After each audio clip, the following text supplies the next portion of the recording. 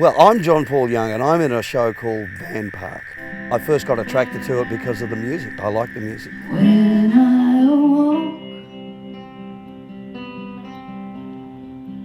I was alone. It was something that instantly got me. Normally when I hear a musical for the first time, it's kind of like one of those things where you're walking down the street and somebody starts belting out a song to somebody else and doesn't really have a lot to say about what's going on. Van Park is kind of delicious because it's very rough around the edges, but the music isn't, and that's the opposite foil to the show. Sometimes I wish it was a girl. I play the part of a guy called Appel, who's a washed-up rock and roller. His main focus is still back in the past, and he still thinks he can make it. I know some people like that in business too. Cue the mirror.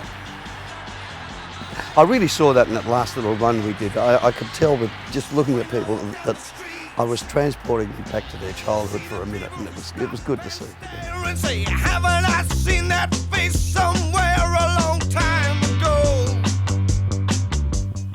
I do know of people who have ended up in caravans. So yeah, it can happen. It can happen to anybody in any business, doing anything. I was once big in this town, you know, back in the 1970s. Yeah, not as big as me, mate. I was the one. The original singer in Sherbet. It's kind of like the other side of The Voice and X Factor, and it's not all sweetness and light and recording contracts and TV shoots, etc. I'm saying to these guys, so I'm going to have a speech. No speech, no speech. People may have seen the emergence from the cocoon of Steve Kilbey from the church when the ARIA Hall of Fame show was on, and Steve and the church were there. And Steve got up and almost magically became very verbose and was just talking his head off. And a lovely point in that show was when Michael Chugg yelled out from the back, "Why weren't you fucking like that 20 years ago?" This is the Steve Kilbey we have now, and this is the Steve Kilbey that's, he's very good. He's very good at being Neb the hippie. He's very good at ad-libbing, which I'm not very good at. Nebuchadnezzar is a guy who had an accident early on, and this left him with an unlikely enhancement, as they say, which is a permanent erection. I know you're not used to John Paul Young saying erection or fuck, but that's what's going to happen in this show. It does have a love story. It's kind of a family show with a twist. It's pretty dysfunctional family, you know. It's kind of, if The Simpsons and Family Guy didn't offend you, then I think you'd be okay with this. Don't be scared. Come along, have a look. I think you'll be delighted. I really do, because it's you're going to see me in a guise that you've never seen me before. I mean, I normally don't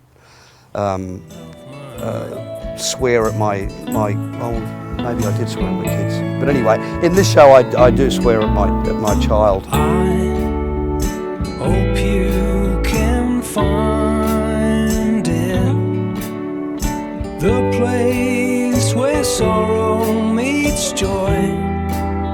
There's nothing. The show does have a happy ending. It's probably not the happy ending you might think is going to happen.